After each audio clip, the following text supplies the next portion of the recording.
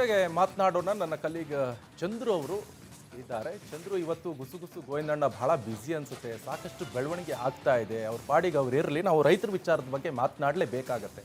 ಯಾಕಂತ ಹೇಳಿದ್ರೆ ಈ ರಾಜಕೀಯ ನಾಯಕರಿಗೆ ಈ ರೈತರು ದೇಶದ ಬೆನ್ನೆಲುಬು ಅಂತ ಭಾಷಣದಲ್ಲಿ ಮಾತ್ರ ಒಂದು ಎರಡು ಲೈನಿಗೆ ಮಾತ್ರ ಸೀಮಿತ ಆಗಿಬಿಟ್ಬಿಟ್ಟಿದೆ. ಸೊ ಅದ್ರ ಬಗ್ಗೆ ಮಾತನಾಡೋಣ ಚಂದ್ರು. ಯಾಕಂತ ಹೇಳಿದ್ರೆ ಈಗ ರಾಜ್ಯದಲ್ಲಿ ಏನಾಗ್ತಿದೆ ಅಂತ ಹೇಳಿದ್ರೆ ಒಂದು ಕಡೆ ಬರ, ಇನ್ನೊಂದು ಕಡೆ ನೆರೆ. ಇದರ ನಡುವೆ ಡಿ ಕೆ ಶಿವಕುಮಾರ್ CM ಆಗಿ ಇವತ್ತಿಗೆ 51 ದಿವಸ ಆಗಿದೆ. ಆದರೆ ಕೃಷಿ ಸಚಿವರಿಲ್ಲ, ಅದಾದ ನಂತರ ಸಹಕಾರ ಸಚಿವರಿಲ್ಲ, ತೋಟಗಾರಿಕೆ ಸಚಿವರಿಲ್ಲ, ಪಶುಸಂಗೋಪನೆ ಸಚಿವರಿಲ್ಲ. ಸಚಿವರು ಇಲ್ಲದೆ ಅವ್ರು ಒಂದು ಕಡೆ ದೆಹಲಿಗೆ ಹೋಗ್ತಾರೆ, ಬರ್ತಾರೆ, ದೆಹಲಿ ಗಾಳಿ ಕುಡ್ಕೊಂಡು ಇಲ್ಲಿ ಬರ್ತಾರೆ. ಏನು ಮಾಡ್ತಾರೆ? ರೈತರಿಗೆ ಬರದ ಪರಿಸ್ಥಿತಿ, ಸಾಲ ಶೂಲ ಮಾಡ್ಕೊಂಡು ಏನೋ ಮಾಡ್ಕೊಂಡಿದ್ದು. ಅದನ್ನು ಹೊರತುಪಡಿಸಿ ಶಾಡೋ CM ಅಂತ ಹೇಳ್ತಾರಲ್ಲ ವಿಪಕ್ಷ ನಾಯಕರು, ಅವ್ರೇನು ಮಾಡ್ತಾ ಇದ್ರು ಅಂತ ಹೇಳಿದ್ರೆ ಬರ ಅಧ್ಯಯನ ಅಂತ ಈಗ ಶುರು ಮಾಡ್ಕೊಂಡಿದ್ರಂತೆ. ಆದರೆ ಅವರ ಪಕ್ಷದಲ್ಲಿ ಎಲ್ಲೋ ಒಂದು ಕಡೆ ಒಡಕು, ಭಿನ್ನಾಭಿಪ್ರಾಯ, ಇದೆಲ್ಲ ಯಾಕೆ, ಏನು ಕಾರಣ? ಇದ್ರ ಬಗ್ಗೆ ನೀವೇನು ಚರ್ಚೆ ಮಾಡಿದ್ರಿ ಗುಸುಗುಸು ಗೋವಿಂದಣ್ಣ ಹತ್ರ? ಅವ್ರೇನು ಹೇಳ್ತಾರೆ ಅದ್ರ ಬಗ್ಗೆ ಚಂದ್ರು?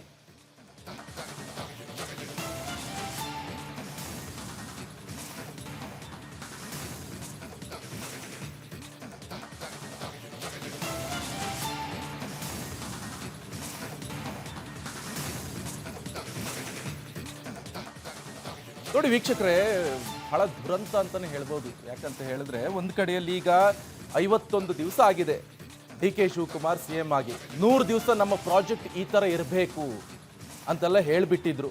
ಇಮಿಡಿಯೇಟ್ CM ಆಗಿ ದಿವಸನೇ ಇಮಿಡಿಯೇಟ್ ಆಗಿ ಒಂದಿಷ್ಟು ಘೋಷಣೆಗಳನ್ನು ಕೂಗ್ಬಿಟ್ಟಿದ್ರು. ಆ ಸಂದರ್ಭದಲ್ಲಿ ಏನಾಯ್ತು ಅಂತ ಹೇಳಿದ್ರೆ ಈ ಕೃಷಿ ಸಚಿವ ಸಂಪುಟ ವಿಸ್ತರಣೆ ಆಗತ್ತೆ ಆಗತ್ತೆ ಆಗತ್ತೆ ಆ ಹೇಳಿಕೆಗೆ ಮಾತ್ರ ಸೀಮಿತ ಆಗ್ಬಿಡ್ತಾ. ಇಷ್ಟೊತ್ತಿ ಆಗಬೇಕಾಗಿತ್ತು. ಯಾಕಂತ ಹೇಳಿದ್ರೆ ಇನ್ನು ಟೈಮ್ ಇಲ್ಲ, ಒಂದು ಕಡೆ ಬರ ಬಂದ್ಬಿಟ್ಟಿದೆ.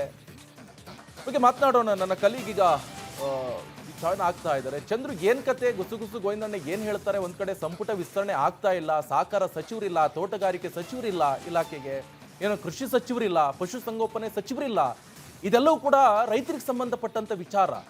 ದೆಹಲಿಗೆ ಹೋಗ್ತಾರೆ, ಡಿ ಕೆ ಶಿವಕುಮಾರ್ ಬರ್ತಾರೆ. ಏನಾಗ್ತಾ ಇದೆ? ಅದಕ್ಕೆ ಸಂಬಂಧಪಟ್ಟಂತೆ ಈಗ ವಿರೋಧ ಪಕ್ಷದ ನಾಯಕರು ಶಾಡೋ CM ಅಂತ ಹೇಳ್ತಾರೆ. ಅವ್ರು ಏನು ಮಾಡ್ತಾ ಇದ್ದಾರೆ ಅಂತ ಹೇಳಿದ್ರೆ ಬರ ಅಧ್ಯಯನ ಶುರು ಮಾಡ್ಕೊಂಡು ಒಂದು ಹೆಸರಿಗೆಲ್ಲಗೋಸ್ಕರ ಇವರೆಲ್ಲ ಈ ಆರ್ಭಟ ಇದೆಲ್ಲ ಯಾಕೆ, ಏನಕ್ಕೋಸ್ಕರ ಇದು? ಅದ್ರಿಗೆ ಒಳನೋಟಕ್ಕೆ ಏನು ಕಾಣಿಸ್ತಾ ಇದೆ? ನಿಮ್ಮ ಗೋವಿಂದಣ್ಣ ಏನು ಹೇಳ್ತಾರೆ?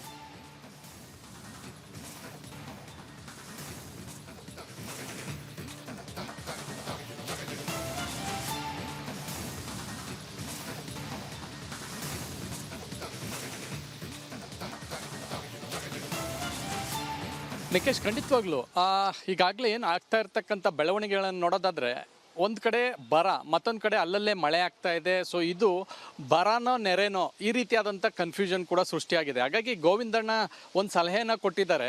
ಸೊ ರಾಜ್ಯ ಪ್ರವಾಸ ಮಾಡಿ ಅಧ್ಯಯನ ಮಾಡಿ, ಬರನ ನೆರೆನೋ ನೀವೇ ತೀರ್ಮಾನ ಮಾಡಿ, ಸೊ ಒಂದು ಅಧ್ಯಯನ ಮಾಡಿ ಅನ್ನುವಂಥ ಸೂಚನೆಯನ್ನು ಕೊಟ್ಟಿದ್ದಾರೆ. ಸೊ ಹೀಗಾಗಿ ಈಗ ಸರ್ಕಾರದಿಂದ ಮುಖ್ಯಮಂತ್ರಿಗಳು ಮತ್ತು ಉಪಮುಖ್ಯಮಂತ್ರಿಗಳು ಒಂದು ಕಡೆ ಹೊರಟಿದ್ದಾರೆ. ಸೊ ಈಗಾಗಲೇ ಉಪಮುಖ್ಯಮಂತ್ರಿಗಳು ಕೋಲಾರ, ಚಿಕ್ಕಬಳ್ಳಾಪುರದಲ್ಲಿ ಅಧ್ಯಯನ ಮಾಡಿದ್ರು. ಇವತ್ತು ಚಿತ್ರದುರ್ಗದಲ್ಲಿ ಮುಖ್ಯಮಂತ್ರಿಗಳ ಜೊತೆಯಲ್ಲೂ ಕೂಡ ಉಪಮುಖ್ಯಮಂತ್ರಿಗಳು ಹೋಗಿದ್ದಾರೆ. ಸೊ ಗೋವಿಂದಣ್ಣನ ಒಂದಷ್ಟು ಸಲಹೆ ಕೂಡ ತೆಗೆದುಕೊಂಡಿದ್ದಾರೆ. ಸೊ ಇಲ್ಲಿ ಬಹಳ ಪ್ರಮುಖವಾಗಿ BJPಯಿಂದನೂ ಕೂಡ ಒಂದು ಬರ ಅಧ್ಯಯನ ಮಾಡಲಿಕ್ಕೆ ಒಂದು ತಂಡ ಹೊರಟಿದೆ. ಸೊ ಈಗಾಗಲೇ 6 ಜನರ ತಂಡ ಮಾಡಿದೆ. ಸೊ ಗೋವಿಂದಣ್ಣನ್ ಕೂಡ ಒಂದಷ್ಟು ಸಲಹೆಯನ್ನು ಕೊಟ್ಟಿದ್ರು. ಆಡಳಿತ ಪಕ್ಷ ಅಂತೂ ಕೆಲಸವನ್ನು ಮಾಡ್ತಾ ಇಲ್ಲ, ವಿಪಕ್ಷವಾಗಿ ನೀವಾದರೂ ಒಂದಷ್ಟು ರೈತರ ಪರವಾಗಿ ನಿಲ್ಲಿ, ಬೆಂಬಲಕ್ಕೆ ನಿಲ್ಲಿ ಅನ್ನುವಂಥ ಒಂದು ಧ್ವನಿಯಾಗಿ ಅನ್ನುವಂಥ ಒಂದು ಸೂಚನೆಯನ್ನು ಕೂಡ ಕೊಟ್ಟಿದ್ರು. ಈ ಒಂದು ಸಲಹೆಗಳನ್ನು ಕೊಟ್ಟ ಬಳಿಕ ಈಗ ಬರ ತಂಡಕ್ಕೆ ಅಧ್ಯಯನ ಕೂಡ ನಡೆಯುತ್ತೆ. ಸೊ ಇನ್ನೇನು ಈ ಅಧಿವೇಶನ ಕೂಡ ನಡೆಯುತ್ತೆ. ಯಾಕಂತಂದರೆ ಈಗ ತಡ ಆಗ್ತಾ ಇದೆ.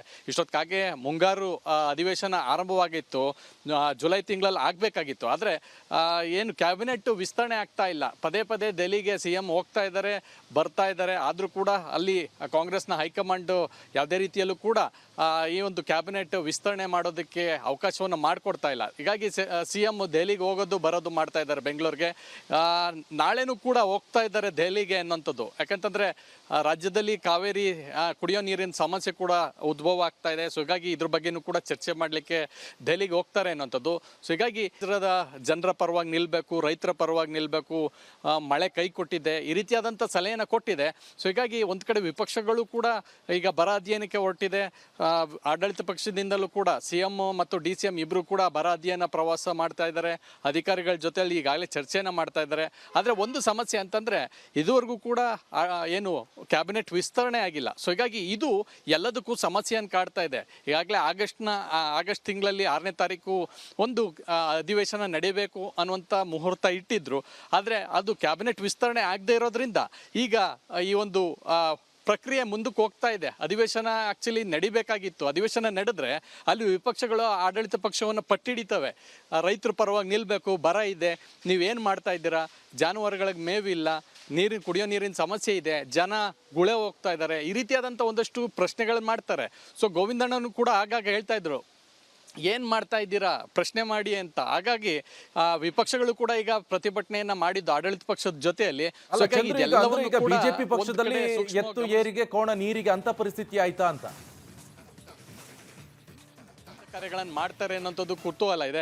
ಸೊ ಹೀಗಾಗಿ ಮತ್ತೊಂದು ಕಡೆ ಏನು ಭಾಳಷ್ಟು ಕುತೂಹಲ ಇದೆ, ಏನು ಮಾಡ್ಬೋದು, ಏನೆಲ್ಲ ಆಗುತ್ತೆ ಅನ್ನೋಂಥದ್ದು. ಸೊ ಹೀಗಾಗಿ ಗುಸುಗುಸು ಗೋವಿಂದಣ್ಣನ ಸಲಹೆಯನ್ನು ಆಡಳಿತ ಪಕ್ಷವಾಗಲಿ ವಿಪಕ್ಷಗಳಾಗಲಿ ಯಾವ ರೀತಿಯಾಗಿ ತೆಗೆದುಕೊಳ್ತದೆ, ಸೊ ಯಾವ ರೀತಿಯಾಗಿ ರೈತರ ಪರವಾಗಿ ಧ್ವನಿಯಾಗಿ ನಿಲ್ತಾರೆ, ಇದೆಲ್ಲವೂ ಕೂಡ ಕುತೂಹಲ. ಸೊ ಇದ್ರ ಜೊತೆಯಲ್ಲಿ ಮುಖ್ಯಮಂತ್ರಿಗಳು ದೆಹಲಿಗೆ ಹೋಗಿ ಹೈಕಮಾಂಡ್ಗೆ ಈಗಲಾದರೂ ಕ್ಯಾಬಿನೆಟ್ ವಿಸ್ತರಣೆ ಮಾಡಲಿಕ್ಕೆ ಅವಕಾಶವನ್ನು ಮಾಡಿಕೊಡಿ, ಇದರಿಂದ ನಾವು ಅಧಿವೇಶನವನ್ನು ಕೂಡ ಮಾಡಲಿಕ್ಕೆ ಆಗ್ತಿಲ್ಲ, ಈ ರೀತಿಯಾದಂಥ ಒಂದಷ್ಟು ಚರ್ಚೆಗಳನ್ನು ಮಾಡ್ತಾರೆ. ಚರ್ಚೆ ಆದ ಬಳಿಕ ಏನು ಮಾಡಬೇಕು ಅನ್ನೋಂಥ ಅಂತಿಮ ನಿರ್ಧಾರವನ್ನು ಹೈಕಮಾಂಡ್ ತೆಗೆದುಕೊಳ್ಳುತ್ತೆ. ಅದರಿಂದ ಆ ಒಂದು ಫಾಲೋವನ್ನು ರಾಜ್ಯದ ನಾಯಕರು ಎಷ್ಟು ಮಟ್ಟಿಗೆ ಒಂದು ಫಾಲೋ ಮಾಡ್ತಾರೆ, ರೈತರ ಪರವಾಗಿ ನಿಲ್ತಾರ, ಅವರ ಜಾನುವಾರುಗಳಿಗೆ ಮೇವು ಸಿಗುತ್ತಾ, ಕುಡಿಯೋದಕ್ಕೆ ನೀರು ಸಿಗುತ್ತಾ, ಈ ರೀತಿಯಾದಂಥ ಒಂದಷ್ಟು ಕೆಲಸಗಳಾಗಬೇಕಾಗಿರ್ತಕ್ಕಂಥದ್ದು. ಅಲ್ಲ ಚಂದ್ರು, ಅಂದ್ರೆ ಈಗ ಬಿಜೆಪಿ ಪಾಳ್ಯದಲ್ಲಿ ಎತ್ತು ಏರಿಗೆ ಕೋಣ ನೀರಿಗೆ ಅಂತ ಪರಿಸ್ಥಿತಿ ಆಯ್ತಾ ಅಂತ. ಬರದಲ್ಲೂ ಬಣ ರಾಜಕೀಯ ಯಾಕೆ? ಇದೆಂತ ಒಣ ಪ್ರತಿಷ್ಠೆನಾ?